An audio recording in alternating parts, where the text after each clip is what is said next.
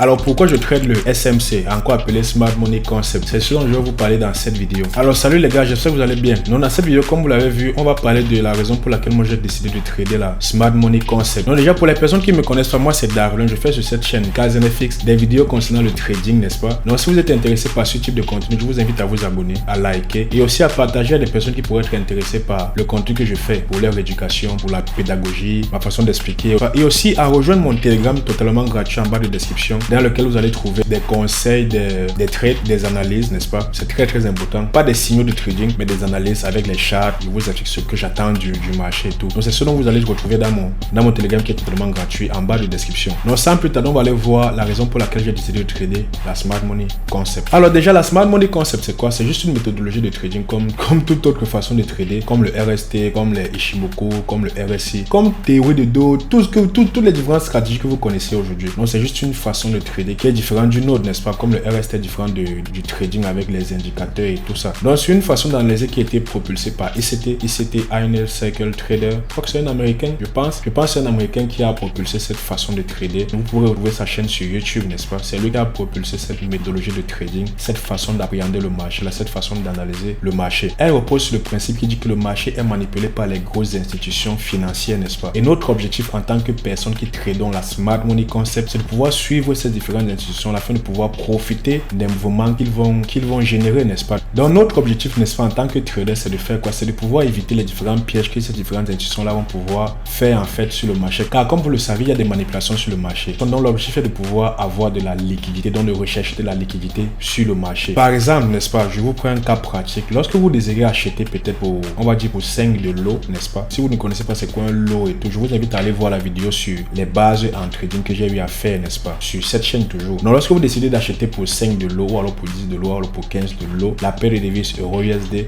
il est facile pour vous de pouvoir accéder à cette transaction là, donc à cet achat là. C'est facile pour vous de placer l'ordre directement sur le marché. Pourquoi? Parce que de l'autre côté, pour que vous puissiez acheter pour 10 de l'eau ou alors pour 5 de l'eau, il faudrait que de l'autre côté il y ait un vendeur, n'est-ce pas, qui détient aussi 10 de l'eau. De ce fait, vous aurez la possibilité de pouvoir acheter. Vu que le marché est très grand, vos 10 de l'eau ne représentent absolument rien. Donc forcément de l'autre côté, il y aurait des personnes qui décident de vendre à ce prix pour le nombre de lots que vous désirez émettre sur le marché. C'est la raison pour laquelle c'est très facile pour nous, retail, de pouvoir venir sur le marché placer 10 de l'eau, 1 de l'eau, 0,1 de l'eau. Parce que de l'autre côté, il y a la contrepartie, n'est-ce pas? Mais pour les différentes institutions, c'est pas la même chose.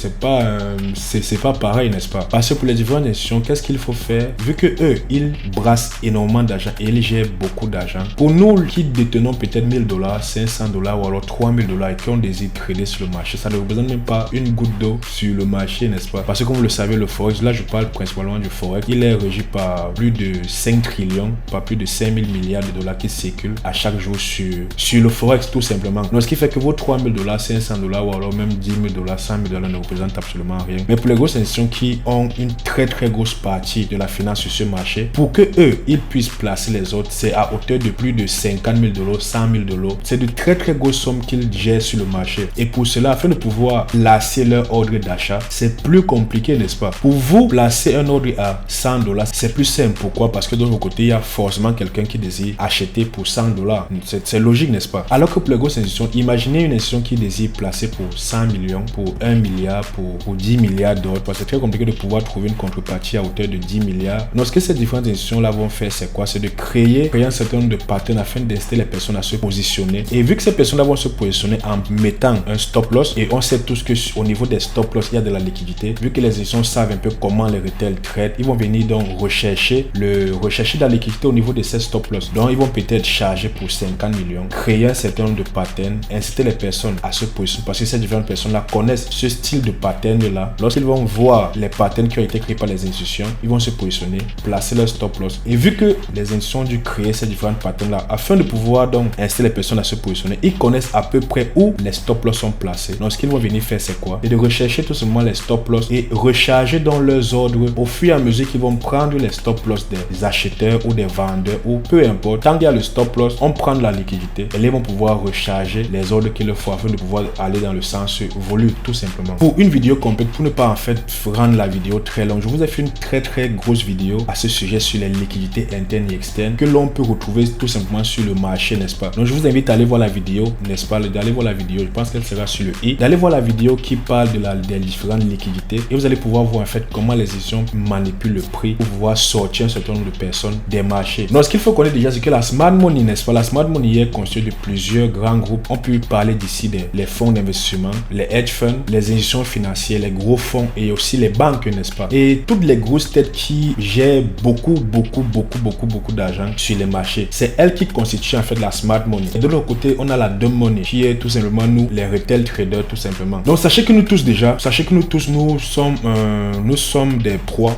Nous sommes des proies pour la smart money. Que vous tradiez la SMC, que vous tradiez le RST, que vous tradiez les indicateurs, que vous tradiez n'importe quoi, nous sommes des proies pour la smart money. Parce que même les personnes qui tradent le SMC, ça arrive qu'on fasse des pertes, n'est-ce pas? Donc toutes les personnes qui exercent sur le marché sont potentiellement des proies pour la smart money. Et surtout les débutants qui viennent de commencer en trading. Sachez aussi que toutes les stratégies sont bonnes. Toutes les stratégies, n'est-ce pas? Lorsque je dis toutes les stratégies, je parle de quoi? Je parle des stratégies qui ont été backtestées, qui fonctionnent réellement, qui ont fait leur preuve. Ne vous dites pas aujourd'hui que ok, lui il trade la SMC, il a des résultats. Moi je vais directement aller trader la SMC. Non, c'est pas la bonne méthodologie à avoir, n'est-ce pas? Étudiez les différentes personnes qui tradent n'importe quelle stratégie. Essayez de voir si la stratégie vous convient vous et allez donc voir ces différentes personnes afin qu'ils puissent vous apprendre comment eux ils tradent, n'est-ce pas? Tout simplement parce que même avec 2 traits sur les marchés, non, lorsque je parle de 2 traits, je parle de 1 trait et 2 traits. Il y a des personnes qui font de l'argent sur le marché. Qu'importe si vous tradez le RST, la smart money, le RSI, Ishimoku, et peu importe la stratégie que vous tradiez, si vous avez des résultats, continuez sur cette stratégie-là. Ne vous dites pas qu'il y a une autre stratégie qui dépasse la mienne. Si vous avez des résultats, vous avez maîtrisé la stratégie, vous avez backtesté la stratégie, vous avez un journal de trading qui montre que votre stratégie fonctionne sur une bonne période de temps. Vous avez pas mal de bons trades, vous avez déjà votre edge, donc votre avantage sur le marché.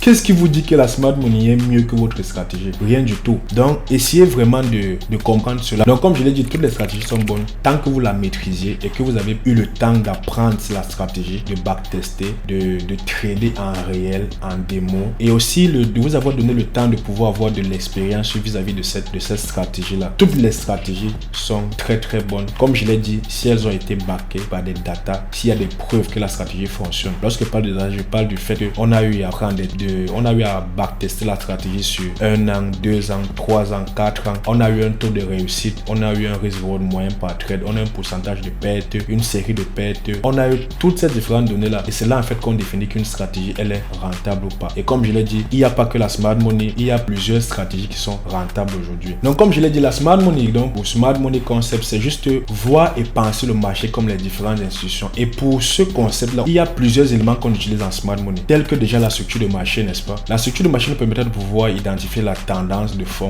où le prix s'en va, l'order flow tout simplement, de pouvoir déterminer la direction, n'est-ce pas? Afin de pouvoir prendre un certain nombre de trades qui suivent cette direction-là. Vous n'allez pas avoir un sens qui va vers le haut et vous allez décider de prendre des trades en short, n'est-ce pas? Donc là, on a ce concept de structure de marché qu'on va voir en smart money concept. Et je pense que même dans d'autres stratégies aussi, on utilise la structure de marché. Mais en smart money concept, on l'utilise plus parce que ça nous permet vraiment de déterminer le sens du marché afin de pouvoir avoir d'autres confirmations qu'on mettra ensemble pour pouvoir prendre nos différents trades. Et vous avez une vidéo que j'ai eu à faire sur la smart money concept. En deuxième, nous avons la liquidité et inducement SMC trap. La liquidité permettra, comme je l'ai dit au début, de pouvoir comprendre où les institutions vont venir prendre les SL afin que nous puissions les éviter et surtout de connaître aussi, de pouvoir déterminer les différentes zones de target qu'on pourra avoir sur le marché. Car vous le savez, si on sait qu'à telle zone, il est possible que les institutions arrivent à ces différentes zones afin de prendre les liquidités, on peut facilement considérer cette zone-là comme zone de target, n'est-ce pas? Parce qu'on se dit qu'à cette zone, il y a de la liquidité et je sais que les institutions ont tendance à revenir prendre la liquidité. Donc, je pourrais utiliser cette zone comme zone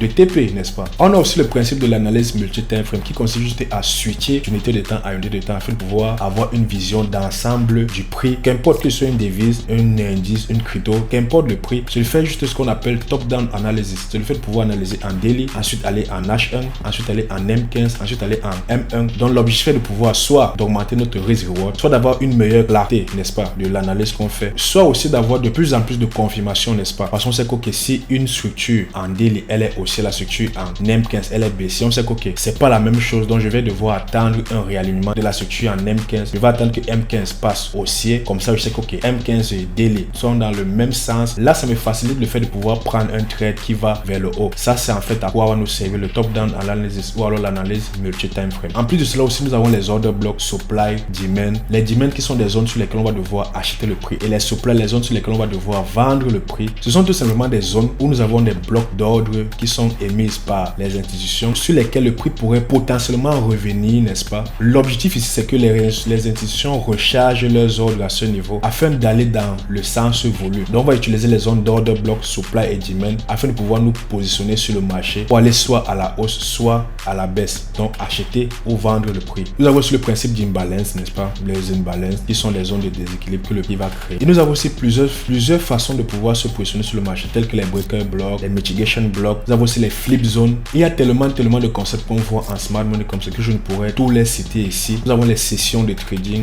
les liquidités au-dessus des sessions, Asian high, Asian low, New York high, New York low, London high, London low. Il y a pas mal de concepts que on utilise en smart money. Et comme je l'ai dit, c'est tous ces concepts, tous ces différents concepts accumulés qu'on met en place afin de pouvoir prendre les trades. On n'utilise pas un concept en lui seul. C'est un ensemble de plusieurs concepts qu'on va mettre ensemble afin de pouvoir prendre position sur le marché. Maintenant, au vu de tout cela, pourquoi donc je trade la smart money concept? C'est pas que je veux passer pour celui qui trade différemment et tout, non. C'est juste que je me sens plus à l'aise avec. Comme je l'ai dit dans la vidéo précédente, j'ai eu à trader avec le RST. Et lorsque j'ai pris ma première formation véritable, après une très longue période sans trader, la formation qu'on m'a proposée, je ne savais même pas que c'était le SMC. Moi, je voyais juste la personne trader et je vois que la personne m'inspirait. J'ai juste décidé d'acheter sa formation. Il s'avérait que c'était la smart money concept. Et j'ai appris la smart money, j'ai apprécié la façon d'expliquer, j'ai apprécié comment on utilisait ces différents concepts afin de pouvoir faire de très bons résultats sur le marché. Donc c'est juste ça, je me sens plus à l'aise avec la smart money. Ça ne veut en aucun cas dire que d'autres stratégies ou que je dénigre d'autres stratégies, non. Je me sens juste plus à l'aise à trader de cette façon, à trader avec les supply, demand, liquidité. C'est juste comme ça en fait. Et si cette méthodologie de trading vous intéresse, je vous invite tout simplement à vous abonner,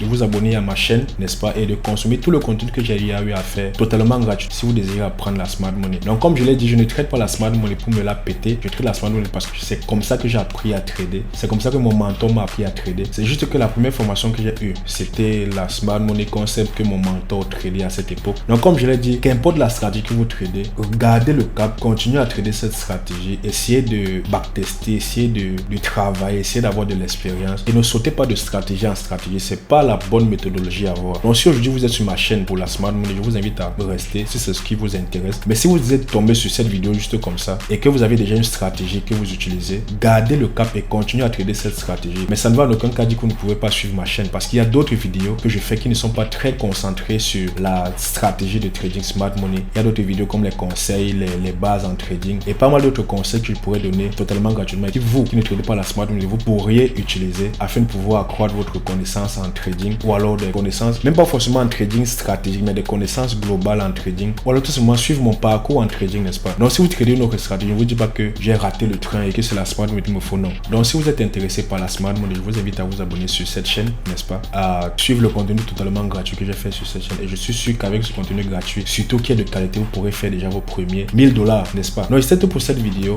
N'hésitez pas à vous abonner, n'hésitez pas à partager la vidéo à des personnes qui ça peut intéresser. N'hésitez pas à me dire ce que vous pensez en commentaire, n'est-ce pas? Ce que vous pensez de la smart money. Est-ce que c'est une mauvaise stratégie? En fait, c'est cette stratégie qui moi me réussit aujourd'hui. Et comme je l'ai dit dans la vidéo précédente, j'ai pas mal de data, j'ai pas mal de trades qui réussissent. Et je pense que même sur la chaîne, il y a pas mal de vidéos, des trades récap que j'ai eu à faire avec cette stratégie-là. Donc c'est pour vous dire à quel point cette stratégie marche réellement. Et comme je l'ai dit, et je ne fais que le répéter, si vous tradez une autre stratégie, la smart money n'est pas le saint graal et peut-être ça ne pourrait pas marcher avec telle ou telle personne. Comme je l'ai dit, moi je me sens plus à l'aise avec. C'est la raison pour laquelle aujourd'hui je trade cette stratégie. Mais si vous tradez les supports résistance trendline, que vous avez des très bons résultats avec, je vous invite vivement à continuer à trader cette stratégie. Pour la petite anecdote, moi j'ai un ami avec qui on a commencé à trader la smart money.